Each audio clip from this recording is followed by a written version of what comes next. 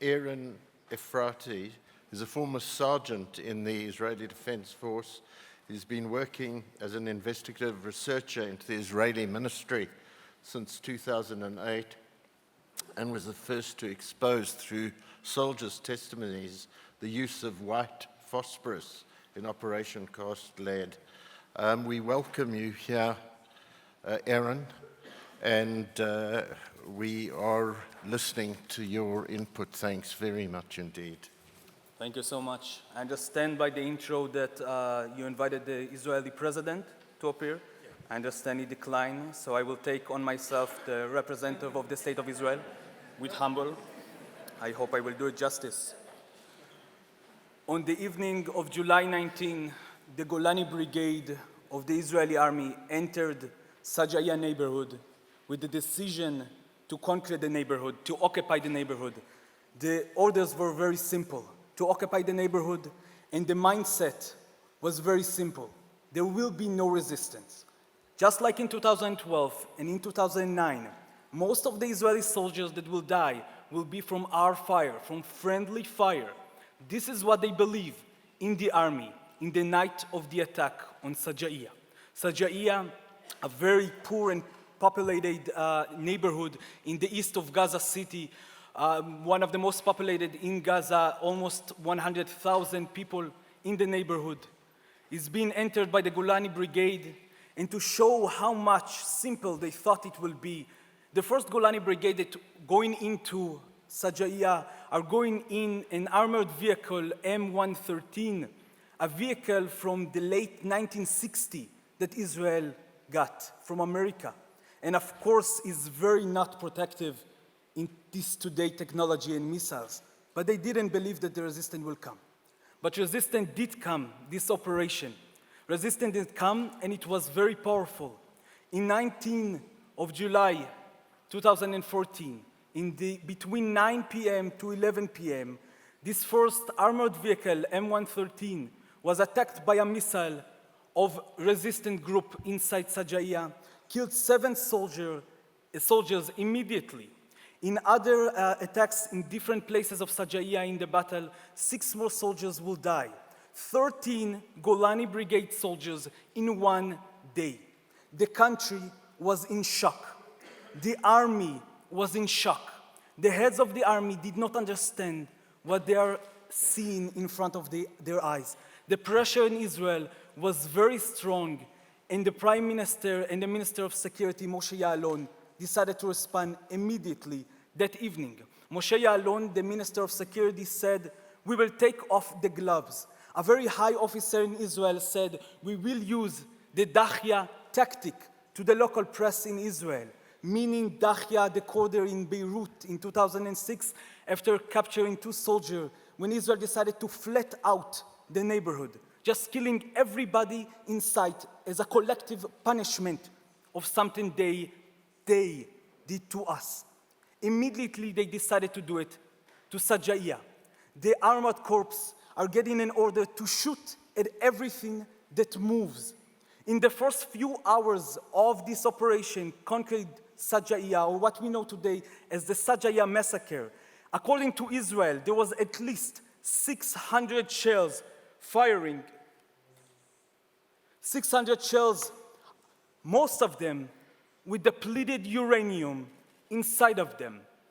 I believe in my research that I'm doing that depleted uranium is a very dangerous material.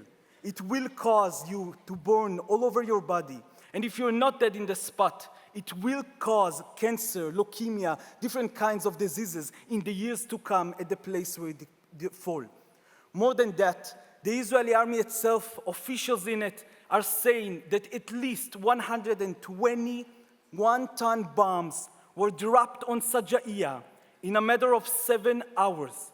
That's 120-ton bombs in 120 different targets. And this is the estimate of the Israeli army. The Pentagon was last, caution. The Pentagon report from just a few weeks ago is saying that there was 11 battalions deployed at 258 artillery pieces, shooting 7,000 shells into the neighborhood.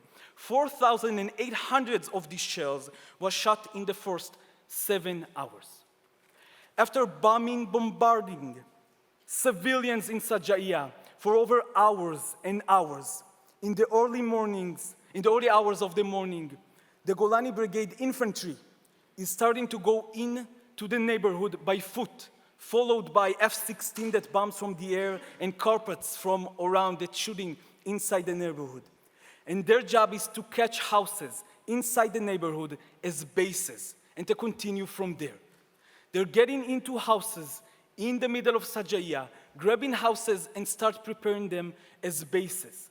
The first order that they are getting is to take all of the belongings in the middle of the houses they're grabbing, to break it and to throw it to a back room. The second order is to break the bricks in the floor of the house and to collect sand from underneath the brick, to put sandbags on the windows to protect them. The third is to break down the windows and to put guarding shifts on the windows, 2 on the front windows, 2 at the door, 1 in the back, and 1 rotation. The next order they got was to create a sniper slot, a sniper position, and to lay a sniper there. I collected testimonies from 3 of the soldiers that were there that night. And this is the story they told me about the 20th of July and the killing of Salem Shamaly, 23, that was killed there, only one of many, in Sajaiya that night. 2 of the soldiers that I collected testimonies from were infantry combat soldiers that were in the first house that Salem was shot from, Salem Shamaly, and then 1 other officer that was 2 houses east to the house that was shot. All of them has saw the murder firsthand in their eyes. They are getting into the houses and getting the houses ready to make sure that they are ready for the next orders. The position of the sniper is already down and the sniper is lying in the position.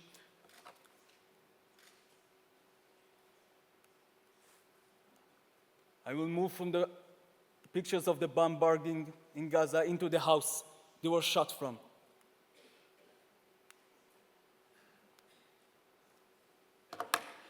The sniper is lying, and when the sniper is lying, the officer commanding the house is getting to the soldiers and telling them they're going to create a red imaginary line outside in the rubbles, between the rubbles of Gaza. And whoever will cross this red imaginary line in the sand will be shot immediately because he is a threat to the soldiers themselves in the house. This red imaginary line, it was not the first time they use it. The Israeli army is using it constantly in Gaza. I collected testimonies about it in Operation Castlid. But this time, the soldiers themselves are saying something very weird. They're saying that the red imaginary line was drawn very, very far, a few hundred meters from the house. Obviously not a threat to the soldiers. Obviously a red line that was prepared there to kill whoever will cross the neighborhood again. The soldiers are getting their orders and waiting. In 10 a.m., they're getting the first briefing. In the first briefing, they will get an official order to what was until then a non-official hearsay. The officer is coming to the soldier, collecting them and telling them, I know that you are hurting the death of your 13 friends. I know that you're confused, I know that you're afraid, and I know that you are frustrated. But don't worry. Your friends did not die in vain.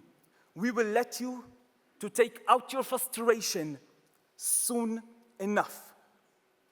The soldiers are getting ready for more orders.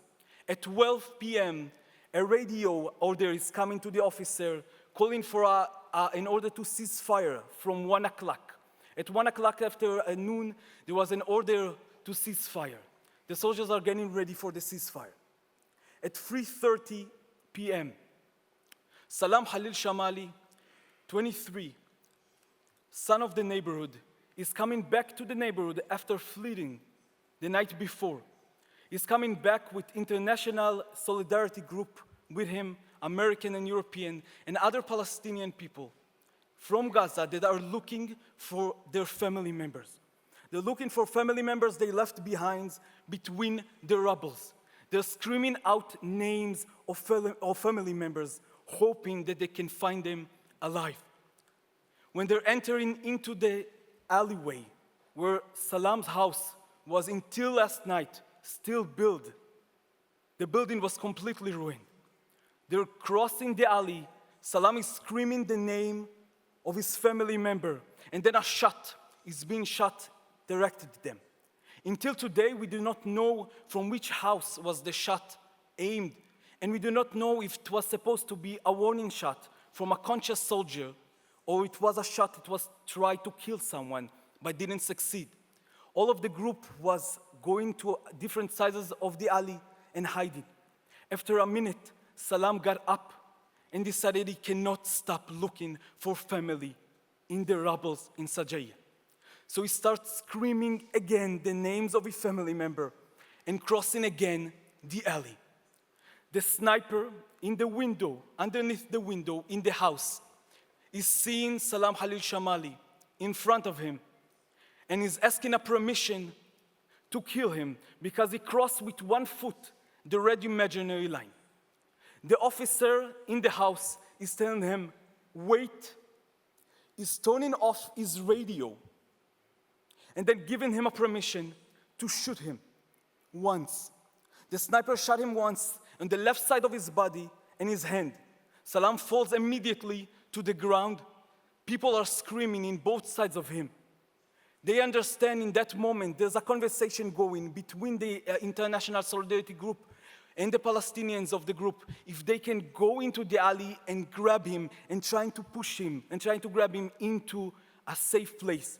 But they understand one of them, an American activist, is saying, righteously so, you do not understand. If we are going into the alley, we are all gonna die.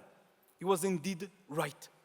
In the house, the sniper is asking for another permission to finish him off.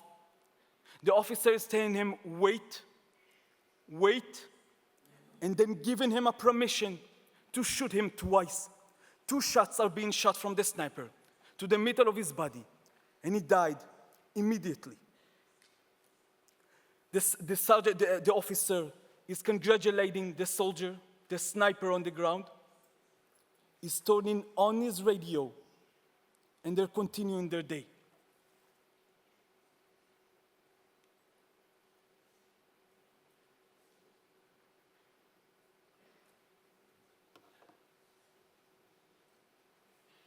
I don't know why there isn't sound, but this is the moment when he falls down to the ground after the first shooting. 2 more shootings will come immediately. The soldiers are discussing between themselves. The activists in both sides of him, trying to understand if they can pull him away or not. They understand that they will die as well.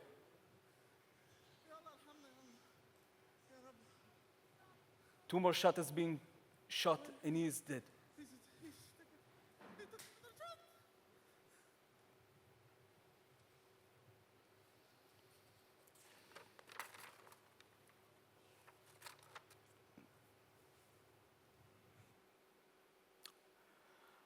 I'm investigating the Israeli army since 2008. I was there in Castled. I was there in Pillar Cloud. I was now in Protective Edge. By the way, in Israel, we didn't call it Protective Edge. We called it Sturdy Edge. We're sturdy and we are on the edge. It's only to the world that we changed the name to Protective Edge. Protective was never a part of our language in Israel. Every time, the operations are getting worse. The massacres are getting worse, and nothing has stopped that.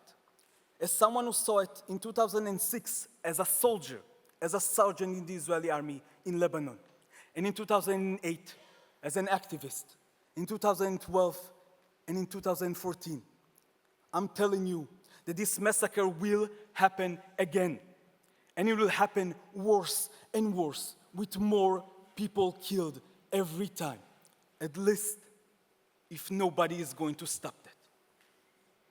I want to thank you very much for your time. Well, thank you very much for your testimony. Extremely moving. We thank you so much and we wish you well. Some questions here, some comments. Roger Waters again. Yeah, thank you for coming here and speaking with us. It's it's really, really important to this jury and to the people in this room and to the world at large that you tell your story and bear witness. I remember this shooting when it first surfaced, but when I say it surfaced on my laptop, and it surfaced on a few laptops of a few people maybe in this room, but it did not surface anywhere in the mainstream media in the rest of the world. And that is the great tragedy of this thing, is that this stuff is just thrown away. The real story of what really goes on when there are incursions into Gaza, and goes on every single day in the occupied territories in Palestine, are brutally ignored by the West. And if it wasn't for people like you taking the trouble to come and explain some of this stuff to people like us, we would be completely in the dark. So thank you. Thank you so much. I just want to add that that was not the only murder civilians were facing in Sajaya that day, an intentional murder. This is only the only one that was captured on tape. Thanks. Ken Loach? Yes, just to put the record straight, the story was told on Channel 4 News. So this footage was seen, but without the coup de grace, without the actual killing. So it was, I had seen that on Channel 4 News in England. Yeah, I would just add, I was trying to give this story to international and Israeli press. This story came out, I'm doing my job for over 6 years, and most of the time I'm not doing it under my name, to continue working with soldiers and inside the Israeli army and inside the Israeli society. I'm usually collecting testimonies and I'm giving it away to newspaper and news people around the world to publish this under their name. I had an agreement with a very famous American newspaper that was supposed to publish this story a week after it happened. And they backed out because they got a phone call from the Israeli army. And the Israeli army spokesman offered them to wait for a more rounded story that they will give them, with more access to more soldiers, and basically asked them to censor themselves. And this newspaper decided, like all the newspapers in Israel and all the NGOs in Israel, to work underneath the idea of censorship. So there's really no freedom of press, no freedom of speech, nowhere around the Israeli army. And even Channel 4, that was gracious enough to interview me, cut an hour and 45-minute interview into 4 minutes. Yes. But this is popular media. So. Can I also just ask, just to be absolutely clear, the imaginary red line is not communicated to anyone. It exists purely in the minds of the Israeli soldiers, right? Of course. Yeah. So, Eran, as a former professional soldier, in any army, military in the world, abiding by the Geneva Convention on Warfare, we have the term rules of engagement. This red line approach, would you say this is the Israeli Defense Forces' new rules of engagement in these situations? What we saw in Sajaya in a matter of 3 days was a revenge attack. Sorry? It was a revenge attack. Revenge. It got nothing to do, of course, with the security of people in Israel, but more than that, got nothing to do with fighting on the ground. It was revenge of death of soldiers. The Israeli soldiers, the Israeli army, the heads of the army and the heads of the state are used to control and dominate Palestinians. I can tell you as an ex-soldier, and it's not easy to say, but I will hope you will understand what I'm saying. You are not ready for resistance. Nobody can resist you. It's more than everything insulting. It's not the hurting, it's not the fact that the soldiers die. We were willing to kill our own soldier in Rafah and in Sajaya with dropping bombs very close to them. That was not the problem. The problem was the insult that these people that's supposed to be under our full control are willing to raise their head and resist to us. And that's something which is not acceptable. It was not acceptable in Lebanon, and it's not acceptable here. And we will crush this resistance. This is what the Israeli army is doing. The Dahya doctrine basically saying, we will kill as many civilians as we need, as long as you will raise your head and keep breathing. Okay, thanks, Paul. Eran, thank you. Can I ask, you mentioned in this particular case that the order was given by the commanding officer by radio to him, but how far does that doctrine of the imaginary red line go up the ranks in the Israeli army? Is it systematic and does it go to the top? The officer deciding where the red lines will be, or Well, what you will- mentioned that the officer gave information by radio to the sniper. So, Oh, no. The officer was above the sniper itself. I talked with two soldiers that were inside the room, looking at the sniper shoot, and the officer above them with binoculars, looking at the killing in his eyes. And then I have another interview with an officer 2 houses east from there, seeing the same thing in his eyes and reporting about it. Everybody was in the same room. The radio was shut off during the killing. but the concept of the imaginary red line, was that between those particular snipers there, or was that something that's systematically dealt with and taught to the snipers by the army?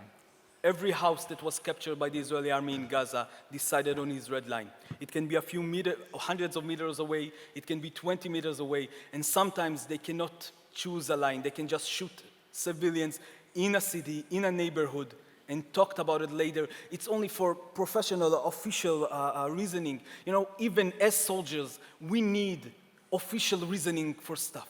So for our official reasoning, the officer is saying one thing. But we have an understanding between us that this thing, it's only for official reasoning. What we are doing here is trying to revenge and trying to kill people for an insult. Thank you. I just got a final question.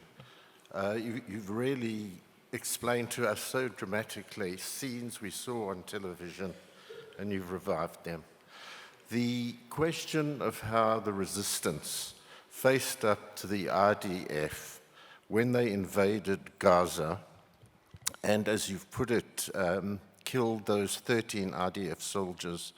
Now, in terms of Geneva Convention on War, people under occupation have the right to fight back. People under attack have the right to fight back. In the IDF, whether now or whether in the past, from 1947, 48 on, is this ever explained to them?